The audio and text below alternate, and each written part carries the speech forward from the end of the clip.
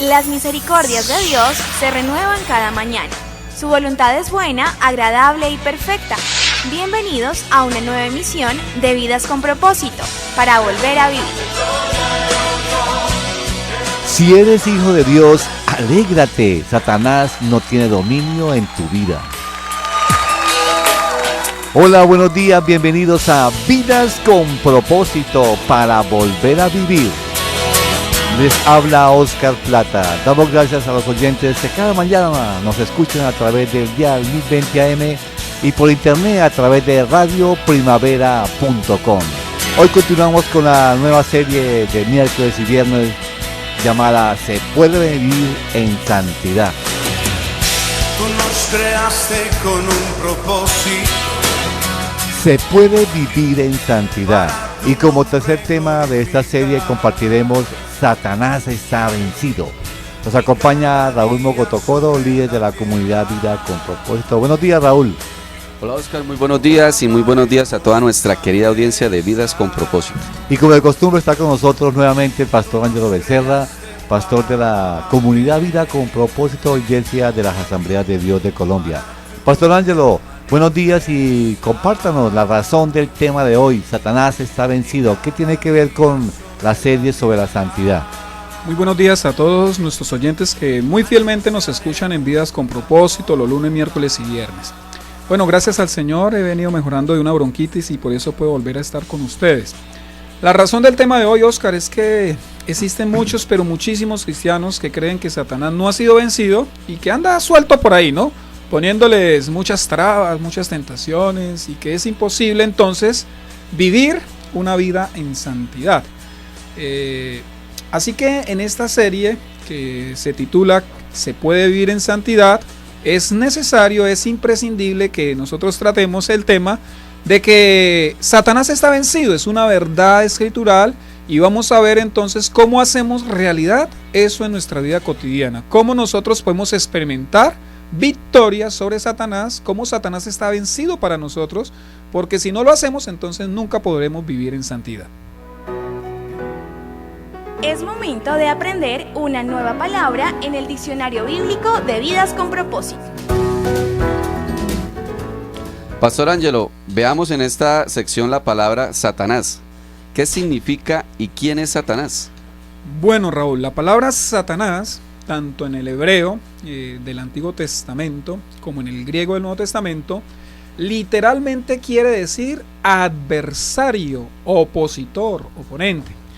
Esto significa que la intención de Dios a través de la revelación de su palabra es mostrarnos a sus hijos que nosotros tenemos un acérrimo enemigo, alguien que se opone a nosotros, alguien que es nuestro adversario, y por lo consiguiente que hay una confrontación entre nosotros, entre los hijos de Dios y este personaje llamado Satanás.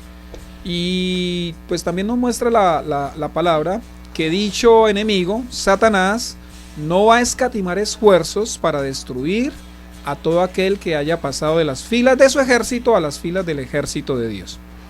Pastor, después de esta definición que nos da claridad sobre quién es Satanás, ¿cómo podría salir victorioso en dicha confrontación? Bueno, el cristiano sale victorioso en dicha confrontación porque Dios nos asegura, nos da una victoria sobre el enemigo siempre y cuando nosotros nos sometamos a hacer la voluntad de Dios. Es decir, Raúl, la obediencia a Dios es la garantía de la victoria sobre cualquier ataque del enemigo.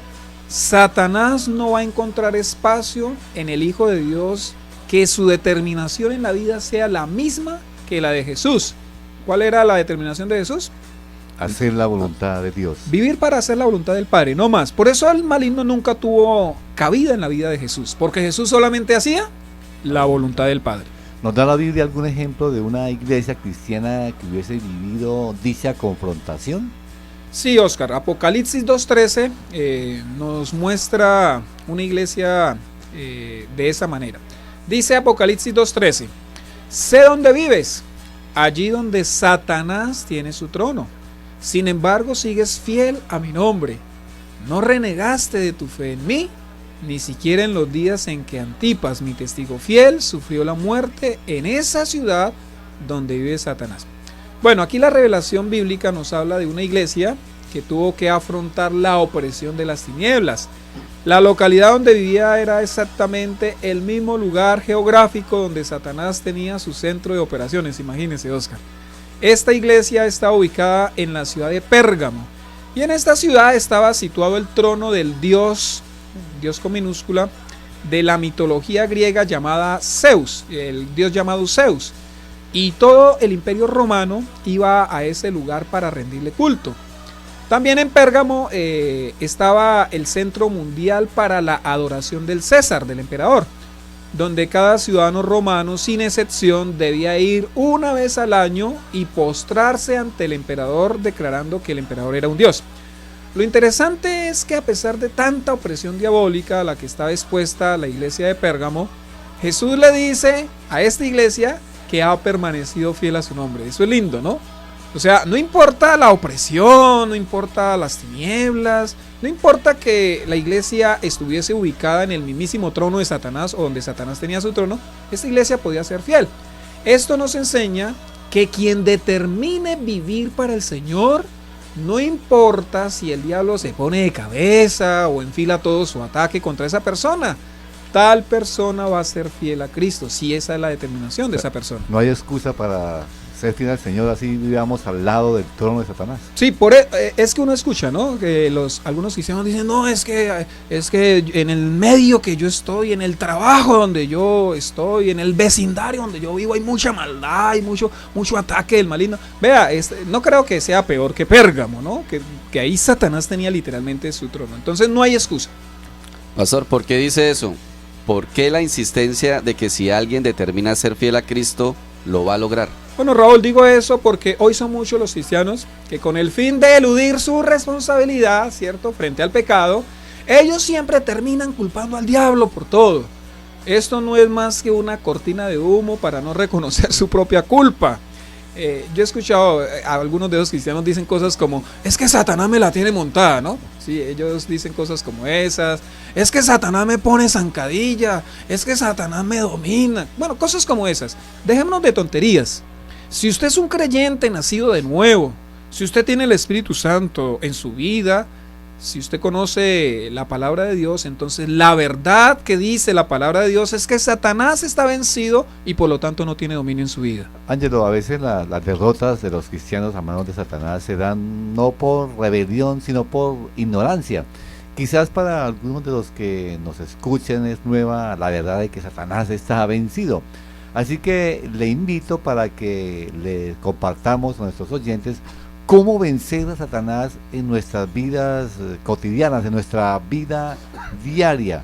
Porque generalmente, pues como usted dice, tenemos muchas excusas, pero veamos, digamos, el aspecto práctico del tema de hoy, que es precisamente Satanás está vencido. Entonces, ¿cómo lo hacemos en la vida práctica, en la vida diaria? ¿Cómo lograrlo? Bueno, digamos que un primer principio, Oscar, sería el siguiente: renuncie a ser hijo de Satanás. Yo sé que es un principio muy fuerte, muy difícil, pero digamos que es el punto de partida, de aquí arranca todo. Juan 8:44, Jesús está hablando y le está hablando a los judíos, y vea lo que Jesús, el Hijo de Dios, le dice a los judíos, supuestamente pueblo de Dios, hijos del pacto, ¿no? Jesús les dice, ustedes son de su padre el diablo, cuyos deseos quieren cumplir. Desde el principio este ha sido un asesino y no se mantiene en la verdad porque no hay verdad en él. Cuando miente expresa su propia naturaleza porque es un mentiroso, es el padre de la mentira. Bueno, según la Biblia solo existen dos posibilidades.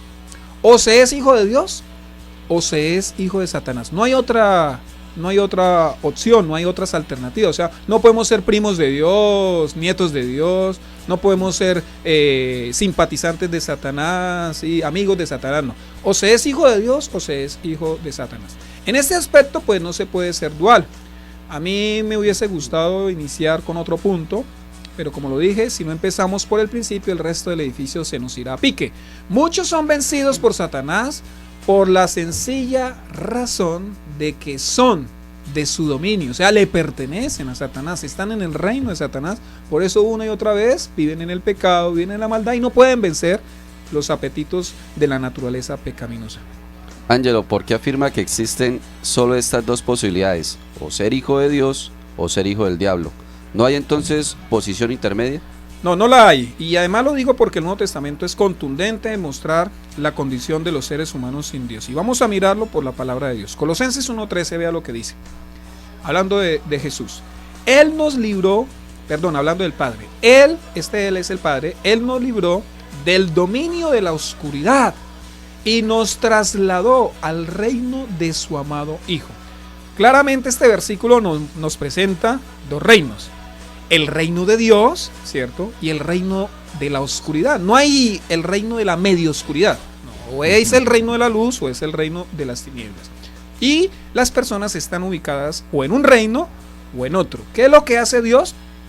Dios Padre, cuando llama a una persona a arrepentimiento, lo que hace es trasladarla de lugar, de dominio. Ya no le pertenece al dominio de las tinieblas, sino que ahora le pertenece al dominio de la luz. Eso es lo que dice Colosenses 1:13.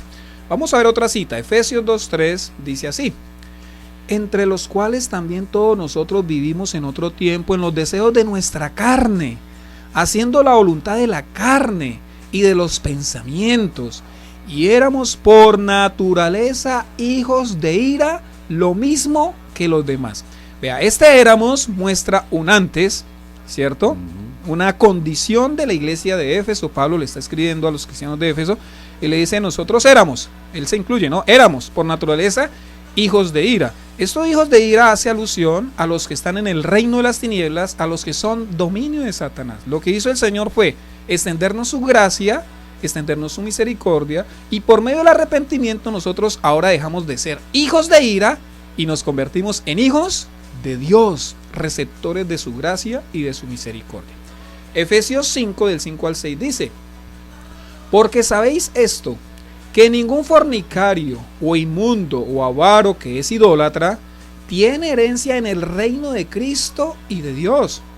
Nadie os engañe con palabras vanas, porque por estas cosas viene la ira de Dios sobre los hijos de desobediencia. Aquí está hablando del reino de Cristo y termina hablando con los hijos de desobediencia. En el reino de Dios y de Cristo, ¿quiénes están?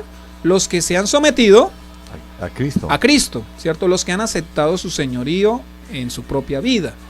Pero dice que nosotros, dice que sobre las personas que no son de Cristo, los llama o los califica este pasaje como hijos de desobediencia. Son la gente que vive en contraposición a lo que dice la palabra. Y esto lo tenían muy claro los apóstoles. Exacto, los apóstoles lo tenían muy claro, este concepto de que si alguien no era hijo de Dios, entonces era hijo del diablo, ¿no? Por consiguiente, obviamente pues ellos no se la pasaban diciéndole a la gente que eran hijos del diablo, ¿no? Pero en medio de sus exposiciones doctrinales ellos lo dejaban muy claro. Y voy a leer otra cita. Primera de Juan 3:8 dice: el que practica el pecado es del diablo, porque el diablo ha estado pecando desde el principio.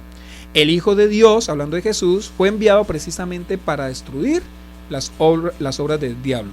Aquí Juan no deja lugar para especular. El apóstol dice que aquella persona que vive esclava de sus deseos pecaminosos es una persona que es hija del diablo. Y para rematar su idea sigue diciendo en el versículo 10, primera de Juan 3:10: así distinguimos entre los hijos de Dios y los hijos del diablo. El que no practica la justicia no es hijo de Dios. O sea, así vaya a la iglesia, si no practica la justicia no es hijo de Dios. Así predique, así está detrás de un micrófono, si no practica la justicia no es un hijo de Dios. Dice, ni tampoco lo es el que no ama a su hermano. O sea que una evidencia del que ha nacido de nuevo, del que ahora es hijo de Dios, es que empieza a amar a la iglesia, empieza a amar a los creyentes. ¿Qué es lo que nos quiere decir aquí el apóstol Juan con estas afirmaciones tan contundentes?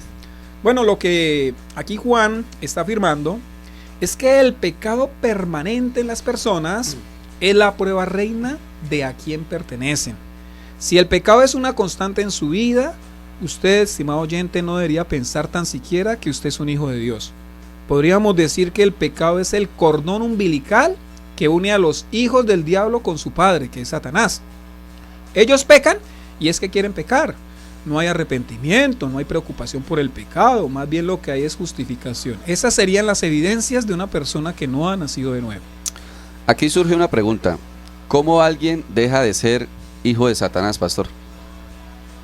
La respuesta es cuando cree en Jesús. Cuando alguien cree en Jesús, entonces deja de ser hija de Satanás, deja de ser hijo del diablo y empieza a ser hijo de Dios. Pero este creer va mucho más allá de decir yo creo, ¿no? Porque pues, toda la gente dice, no, es que yo creo en Jesús, yo creo en Dios, yo creo en Chuchito, dice la gente, ¿no? Este creer es estar de acuerdo con las palabras de Cristo. Es hacerlo el Señor de nuestra vida, es vivir para agradarle a Él y no para agradarnos a nosotros mismos.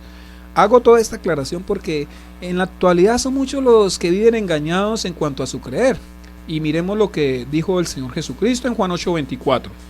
Por eso les he dicho que morirán en sus pecados, pues si no creen que yo soy el que afirmo ser, en sus pecados morirán. Y cuando alguien cree en Cristo lo respeta, sabe que Jesucristo es el Señor, sabe que Jesucristo observa su vida. Es imposible que alguien que en verdad crea en Cristo entonces sea un esclavo del pecado. La fe en Jesús hará que una persona, que esa persona que dice que cree, no se deje dominar por el mundo, que es el sistema que Satanás usa para atrapar al cristiano.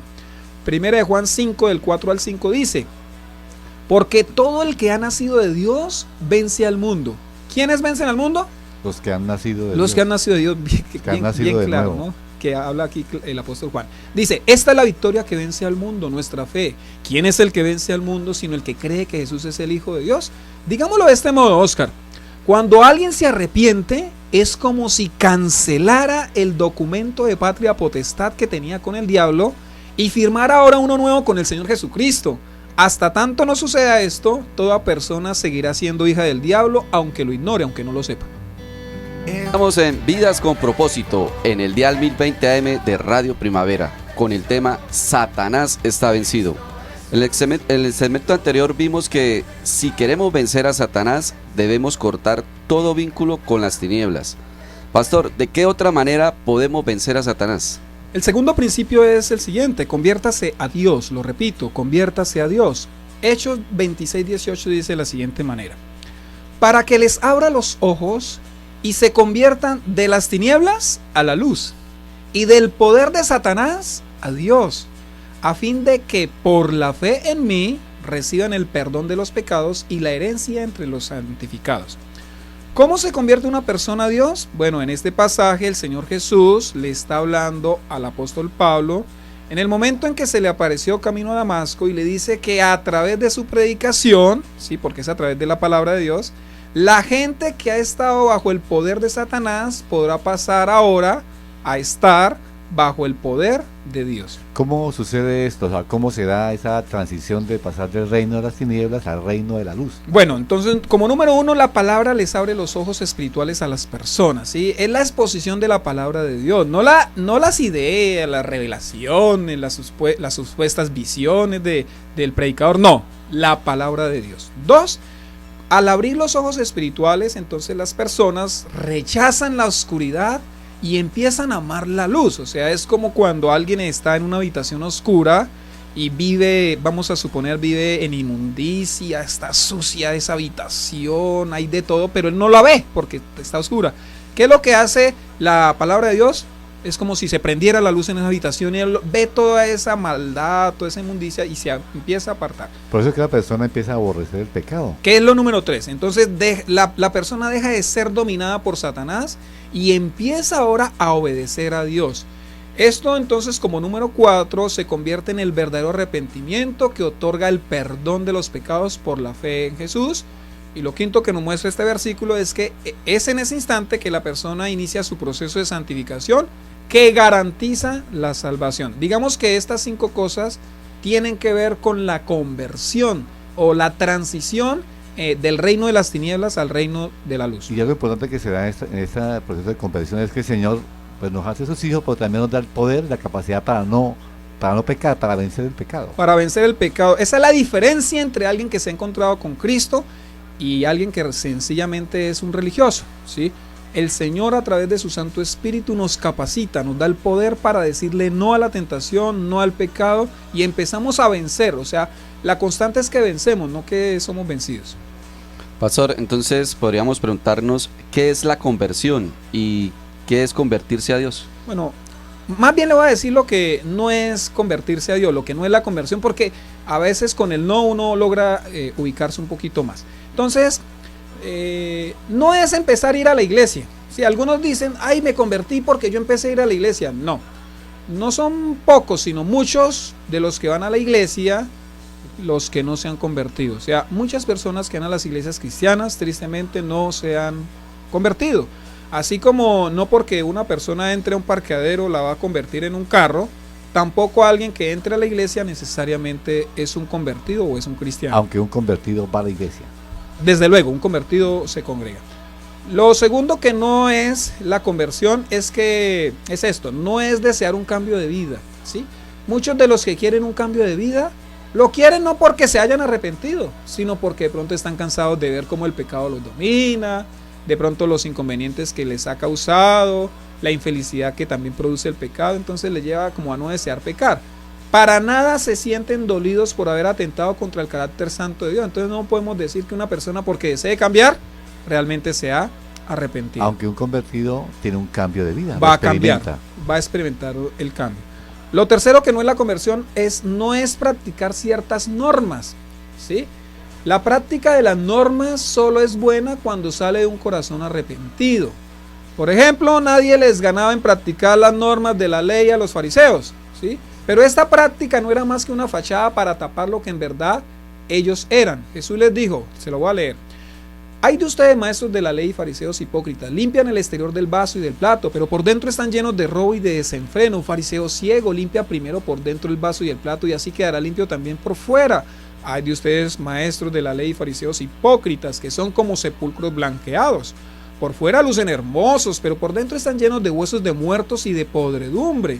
Así también ustedes por fuera dan la impresión de ser justos, pero por dentro están llenos de hipocresía y de maldad. Eso está en Mateo 23, 25 al 28. Para convertirse no es no empezar a ir a la iglesia, no es desear un cambio de vida, no es practicar ciertas normas. ¿Qué más no es convertirse? No es incorporar un lenguaje religioso, ¿sí?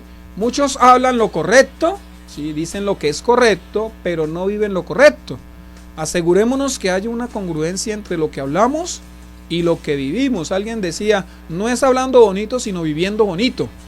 Jesús se quedó sorprendido de la capacidad para engañar que tenían los fariseos. ¿Por qué? Vea lo que le dice Jesús en Mateo 34. Camada de víboras, ¿cómo pueden ustedes que son malos decir algo bueno? De la abundancia del corazón habla la boca. Y Jesús también profetizó que en el juicio muchos se van a sorprender en su perdición, o sea, no sabían que estaban perdidos. Mateo 7, 21 al 23 dice, no todo el que me dice Señor, Señor, entrará en el reino de los cielos, sino solo el que hace la voluntad de mi Padre que está en el cielo. Muchos me dirán en aquel día, Señor, Señor, no profetizamos en tu nombre, y en tu nombre expulsamos demonios e hicimos muchos milagros. Entonces les diré claramente, jamás los conocí, aléjense de mí, hacedores de maldad. Pastor, ¿cuál es la evidencia de la conversión a Dios? Se lo va a leer por las Sagradas Escrituras, por la Biblia. Primera Tesalonicenses 1:9 dice, ellos mismos cuentan de lo bien que ustedes nos recibieron y de cómo se convirtieron a Dios dejando los ídolos para servir al Dios vivo y verdadero. Aquí les está hablando Pablo a los creyentes de Tesalónica y les dice que en todas las regiones alrededor de Macedonia y de Acaya, los cristianos hablaban del genuino arrepentimiento que ellos habían tenido. Es decir, los cristianos antiguos daban fe de la conversión auténtica de los nuevos creyentes de Tesalónica. Y creo que debería seguir siendo así. O sea, los cristianos antiguos, al ver al nuevo convertido, al ver su cambio, al ver su transformación, podemos decir, no, realmente se convirtió. Dos consecuencias o evidencias de quien se ha convertido a Dios son las siguientes. Número 1, abandona la idolatría. Entiéndase idolatría toda clase de pecado que aparta a la persona de Dios. Obviamente también incluye esos ídolos de madera, ídolos de yeso, ídolos de metal. Bueno, todos esos ídolos que la gente obviamente adora. Quien se ha vuelto al Dios verdadero, pues derriba y se deshace de cualquier ídolo que tenga. Así sean los ídolos modernos, ¿no? Así sean también los ídolos modernos, pecados que esclavizan. Y número 2, la persona que se ha convertido comienza a servir a Dios. Su vida ahora gira en torno a vivir para Dios. Tal persona comienza a agradar al Señor, ama a la iglesia, se compromete en servir. Bueno, teológicamente una persona se ha convertido a Dios cuando deja sus ídolos, cualesquiera que sean, y también empieza a servir al Señor. Su vida ahora busca agradar al Señor. ¿Podría darnos, Ángelo, un ejemplo práctico de cómo se da la conversión? Bueno, cuenta una historia que en cierto pueblo, vamos a decir que aquí de Santander, había un lechero, ¿no? Perdón, alguien que distribuye leche de casa en casa. Este hombre era joven, alto, acuerpado, mono y de buen porte, como usted, Oscar, ¿no? Bien parecido.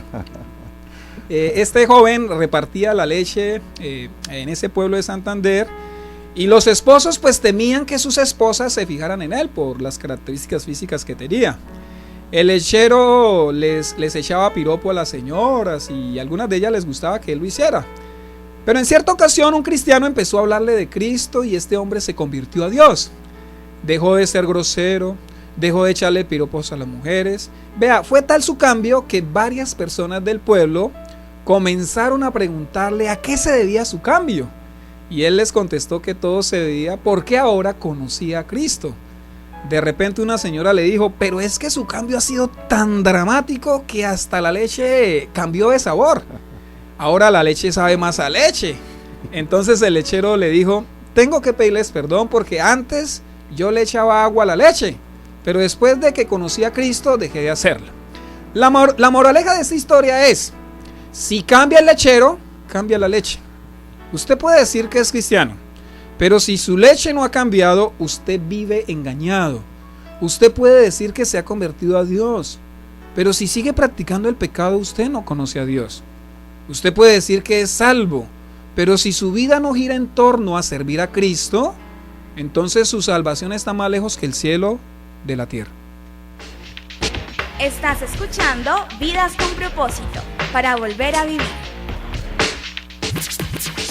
El próximo viernes continuamos con la segunda parte de este tema, Satanás está vencido, en este mismo horario de 7 a 7:30 de la mañana. Recuerde que usted puede escuchar los programas que emitimos en este espacio en cualquier horario ingresando a nuestro canal de YouTube, colocando en el buscador de esta página Comunidad Vida con Propósito. Encontrará muchos de los temas que hemos compartido en este espacio. Apreciado oyente, si desea comunicarse con nosotros, nos puede llamar al teléfono 316-404-3113. 316-404-3113. También nos puede escribir cualquier comentario al correo electrónico comunidadvidaconpropósito@gmail.com o en Facebook, el Muro de Vidas con Propósito. Así que lo esperamos el próximo viernes. Gracias por escucharnos. Les deseamos que pasen un día muy feliz.